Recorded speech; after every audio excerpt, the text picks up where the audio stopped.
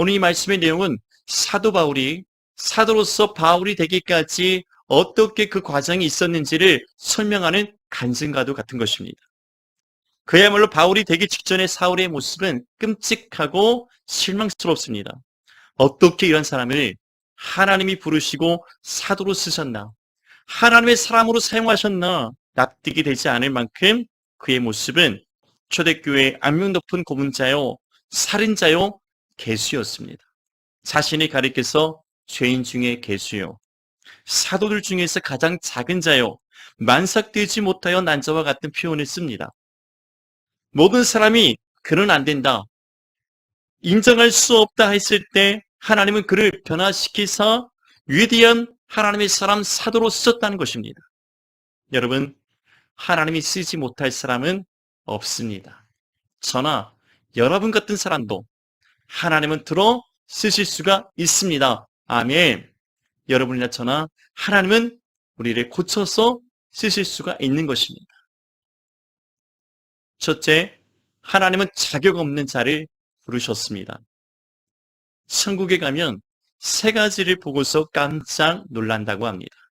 첫째는 천국에 올 줄 알았던 사람이 안 보여서 놀라고, 둘째는 생각지도 못한 그 사람이 와 있어서 놀라고, 셋째는 나 같은 사람이 천국에 온 것에 감사하며 놀란다는 것입니다. 여러분, 아무리 생각해도 구원받을 자격이 없고 은혜 받을 자격이 없는 내가 지금 그 구원의 은혜를 누리며 살아가고 있다는 것이 얼마나 큰 축복이고 은혜입니까? 그런 자격 없는 자를 부르셔서 그 자녀 삼으신 주의 은혜를 여러분은 지금 알고 있습니까? 옆에 있는 사람과 함께 인사 나누시겠습니다. 당신이 하나님의 기적입니다. 당신은 하나님의 살아있는 기적입니다. 아멘. 아무런 자격도 공로도 없는 내가 그 은혜로서 값없이 구원받았으니 이것이 하나님의 살아있는 기적의 증거입니다. 그런 우리가 함께 모여서 하나님을 찬양하고 예배하고 있지 않습니까? 하나님은 자격 없는 나를 그 은혜로서 부르셨습니다. 고린도전서 1장 26절에 형제들아 너희를 부르심을 보라. 육체를 따라 지혜로운 자가 많지 아니하며 능한 자가 많지 아니하며 문벌 좋은 자가 많지 아니하도다. 하나님 우리를 택하시고 부르실 때 그럴 만한 자격이 있어 부르신 이가 몇이나 있겠습니까? 몇 명이나 되겠습니까? 안타깝지만 단 한 사람도 없다는 것입니다. 기록된 바 의인은 없나니 하나도 없으며 깨닫는 자도 없고 하나님을 찾는 자도 없고 다 치우쳐 함께 무익하게 되고 선을 행하는 자는 없나니 하나도 없더라. 하나도 없다는 것입니다. 그런데 하나님께서 그런 자격 없는 조건이 되지 않는 아무런 공로 없는 우리를 하나님의 은혜로서 불러주셨다는 것이죠. 즉 하나님의 부르심은 자격 없는 자를 은혜로 부르신 것입니다. 내가 하나님의 은혜로서 오늘 이 자리에서 하나님을 예배할 수 있다는 것, 들어갈 수 없는데 들어가게 하시고 있을 수 없는데 있게 하시고 받을 수 없는 자를 하나님 받으시고 은혜 받을 자격이 없는 자에게 은혜를 베푸시는 하나님, 오늘 이 시간 우리 온 마음을 다해서 온 영으로 하나님을 높이고 찬양하며 영광 돌리기를 원합니다. 아멘. 즉 하나님의 부르심은 자격 없는 자를 은혜로 부르신 것입니다. 그리고 그 부르심에는 결단코 후회하심이 없다 우리에게 말씀하십니다. 하나님의 은사와 부르심에는 후회하심이 없느니라. 아멘. 현대인의 성경에서는 이렇게 번역하고 있는데요. 하나님의 은혜의 선물과 부르심에는 후회하는 일이 없습니다. 하나님께서 우리를 은혜로 부르신 그 부르심에는 결코 후회하지 않으신다는 것이죠. 여러분, 저와 여러분을 택하여 부르신 하나님의 부르심도 결코 후회하심이 없는 줄로 믿습니다. 사람은 언제나 그 선택에 후회가 따르기 마련입니다. 왜 이렇게 살지 못했을까? 왜 이렇게 하지 못했을까? 조금 더 잘할 수 있었는데, 저렇게 했으면 조금 더 나았을 텐데, 그러나 우리 하나님의 부르심에는 결코 후회하심이 없다는 사실입니다. 다만 우리가 그 부르심에 합당하게 살지 못하고 있을 뿐입니다. 그 부르심에 합당한 믿음의 삶을 살지 못할 때 주님의 뼈아픈 책망이 있음을 우리는 기억해야 합니다. 달란트 비유나 문화의 비유 등이 바로 그런 우리에게 주님의 책망이 있음을 말씀하고 있는 것이죠. 그 부르심에 합당한 믿음의 삶을 살지 못할 때 주님의 뼈아픈 꾸짖음과 책망이 있다는 것. 우리에게 부르신 주님 앞에 착하고 충성된 종이 아닌 게으르고 악한 종이 되지 않도록 우리는 더욱 힘써 경고하며 흔들리지 말고 주의 일에 더욱 힘쓰는 자들이 되어야 할 것입니다. 주를 사랑하고 주의 일에 더욱 힘쓰는 우리 모두가 되시기를 주님의 이름으로 축복합니다. 사도행전 8장 3절에서 이렇게 말씀합니다. 사울이 교회를 잔멸할 때 각 집에 들어가 남녀를 끌어다가 옥에 넘기니라. 여기서 잔멸하다의 의미는 완전히 쑥대밭을 만들다라는 의미가 있습니다.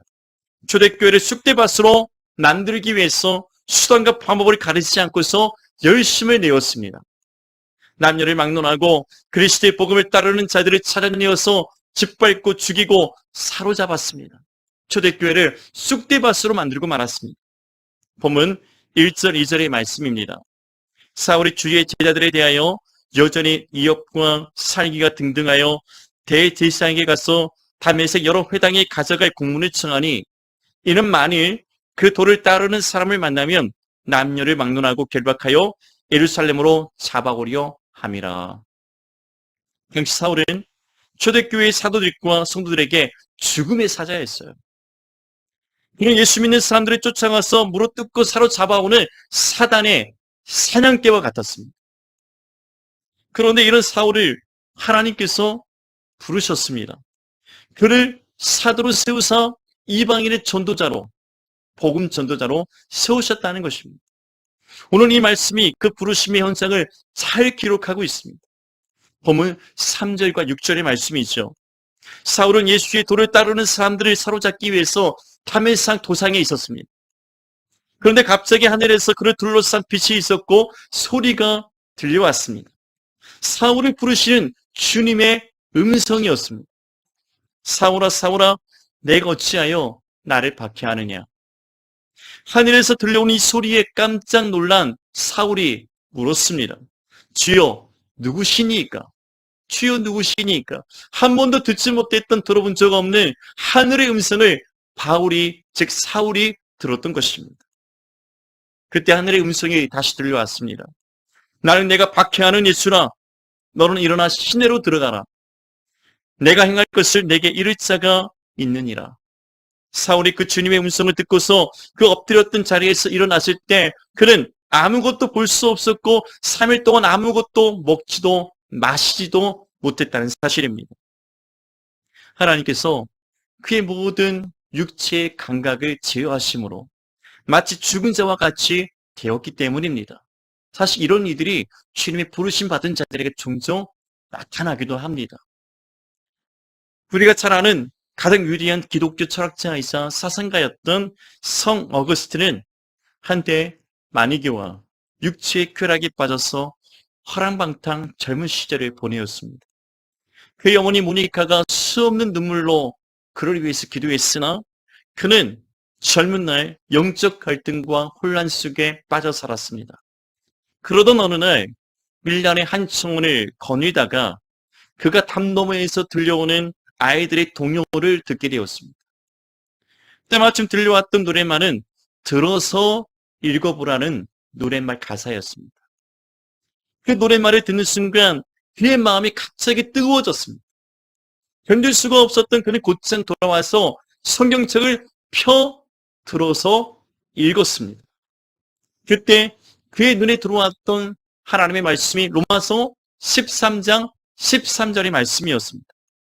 낮에와 같이 단정히 행하고 방탕하거나 술 취하지 말며 음란하거나 호색하지 말며 다투거나 시기하지 말며 자신이 지난 날 그렇게 살아왔다는 것을 깨닫게 되었던 어거스틴은 그 앞에서 뜨거운 눈물로 참회하며 하나님 앞에 회개의 무릎을 꿇었다는 것입니다.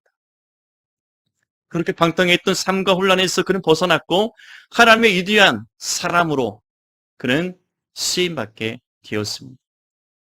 하나님은 그렇게 사악했던 사울을 사도로 부르셨습니다. 초대교회와 기독교 신앙의 초석을 놓게 하셨습니다. 다메섹 도상에서 그가 회심한 이후에 바울은 13권의 성경을 집필했습니다. 3차에 걸쳐서 약 10년간 1만 킬로가 넘는 거리를 오고 가며 하나님의 복음, 예수 그리스도의 복음을 전하고 교회를 세우고 교회를 돌아보았습니다. 여러분, 하나님은 이렇게 자격 없는 자를 부르셨습니다. 그를 통해서 하나님의 감당할 수 없었던 놀라운 일들을 그는 감당할 수 있었습니다. 지금 이 순간 그 자격 없는 저와 여러분을 이 자리에서 이 예배 가운데 이 말씀을 통해서 부르고 계심을 믿으시기 바랍니다. 전혀 자격이 없는, 전혀 조건이 되지 않는 공로 없는 나를 그저 사랑하셔서 예수 그리스도의 십자가의 사랑과 그로써 나를 택하시고 나를 구원하시고 나를 통해서 하나님이 이루실 뜻이 있다는 것, 하나님의 계획하심이 있다는 것, 지금 나를 이렇게 부르고 계시다는 것을 깨닫고 믿고 주님 앞에 나오시기 바랍니다. 아멘. 여러분, 우리의 죄악된 삶의 현장에서, 게으르고 무기력한 믿음의 현장에서 지금 성령께서 우리를 부르고 계십니다. 나오라. 주 예수께 나오라.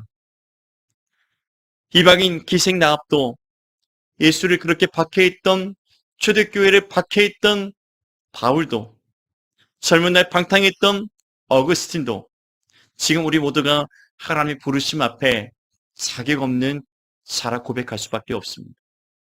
그러나 하나님은 그런 우리를, 그런 나를 지금 부르고 계십니다.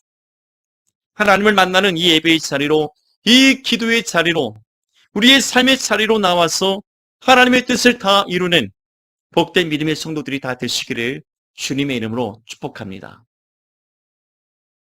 둘째, 하나님이 쓰지 못할 사람은 없습니다. 바울이 사울이었을 때입니다. 그는 다메섹 도상에서 예수님을 만나기 직전까지 그의 인생은 죄악으로 가득한 삶이었습니다. 하나님을 위해서 일한다고 했지만 사실 그는 예수님을 가장 핍박했던, 박해했던 죄인 중에 괴수였습니다.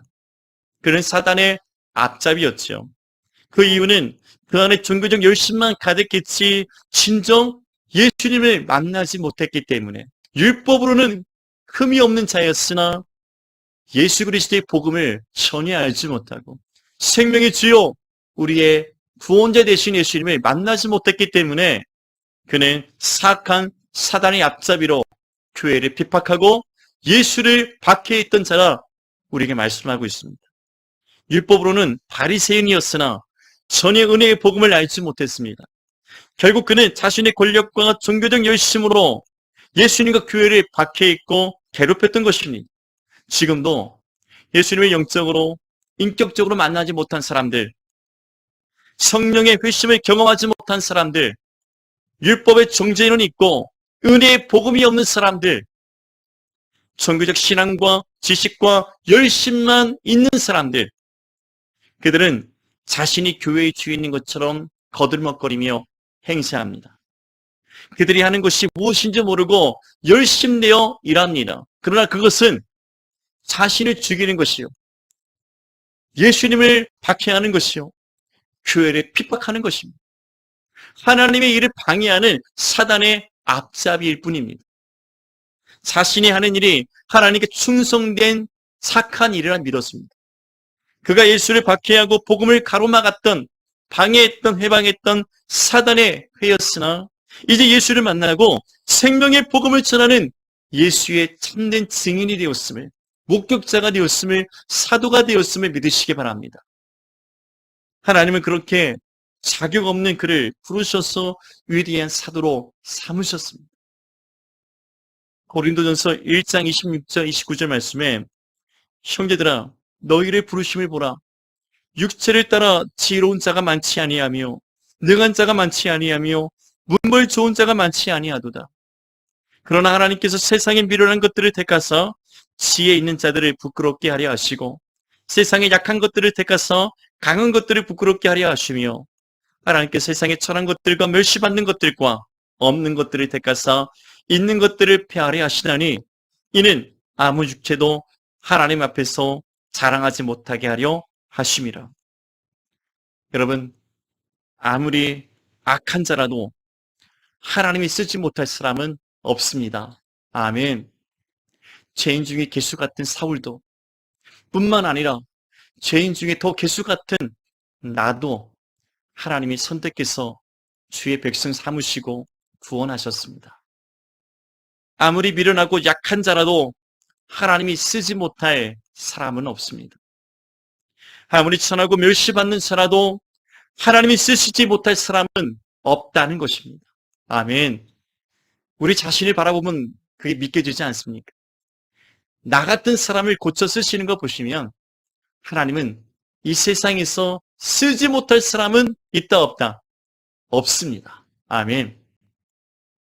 고린도후서 4장 7절에서 우리가 이 보배를 지그릇에 가졌으니 이는 심히 큰 능력은 하나님께 있고 우리에게 있지 아니함을 알게 하려 함이라 말씀합니다.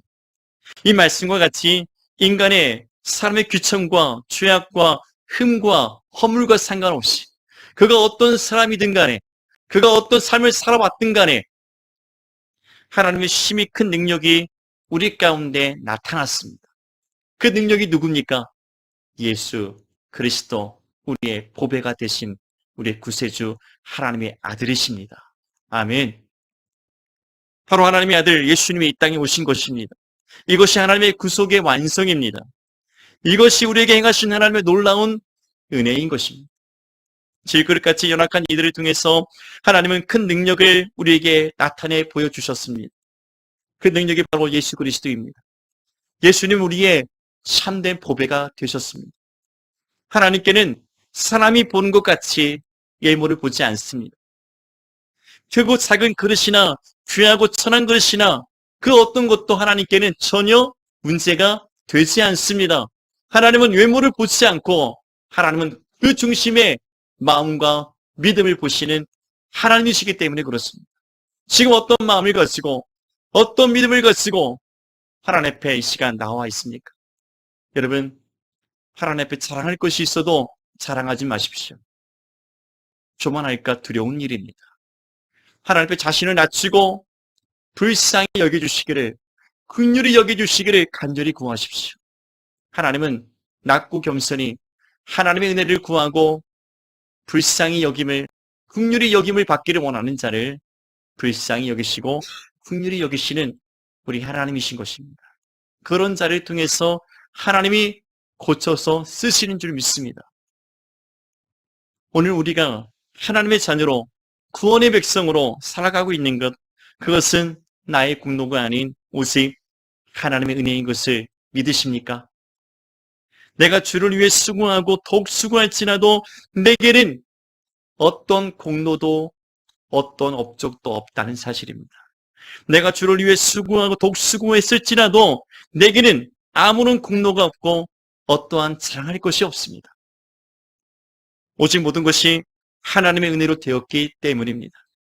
그러나 내가 나된 것은 하나님의 은혜로 된 것이니 내게 주신 그의 은혜가 없듯이 아니하여 내가 모든 사도보다 더 많이 수고하였으나 내가 한 것이 아니요 오직 나와 함께 하신 하나님의 은혜로라. 비록 약한 지그릇 같은 존재라도요, 하나님이 쓰지 못할 그릇은 없습니다. 사울같이 주를 박해하고 교회를 핍박했던 자라도 하나님이 그를 들어서 쓰셨습니다. 하나님이 원하시면 메마른 뼈들이 하나님의 군대로 일어날 수 있습니다. 하나님이 원하시면 거칠은 돌들이 하나님의 영광을 찬송할 수가 있습니다. 아멘. 하나님이 원하시면 나 같은 사람을 통해서도 주의 생명의 복음을 전하게 하시고 한 영혼 수많은 영혼을 예수님께로 인도할 수 있도록 하나님은 사용하실 수가 있습니다. 비록 버러지 같은 인생이라 놀림을 당하고 지렁이같이 무기력한 인생을 살아왔다 할지라도 하나님은 당신을 사랑하십니다. 당신을 향한 하나님의 놀라운 계획이 있습니다. 하나님은 당신을 통해서 하나님의 거룩한 뜻이 하늘에서 이루어진 것 같이 이 땅 가운데에서 이루어지기를 원하고 계십니다.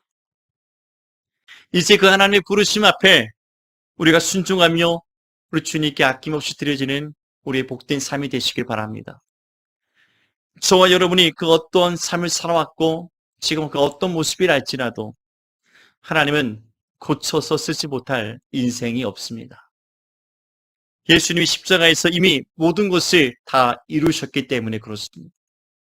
우리에게 모든 것을 다 내어주셨기 때문에 그렇습니다. 하나님이 쓰지 못할 사람, 하나님이 쓰지 못할 가정, 하나님이 쓰지 못할 교회, 하나님이 쓰지 못할 백성이 없음을 믿으십니까?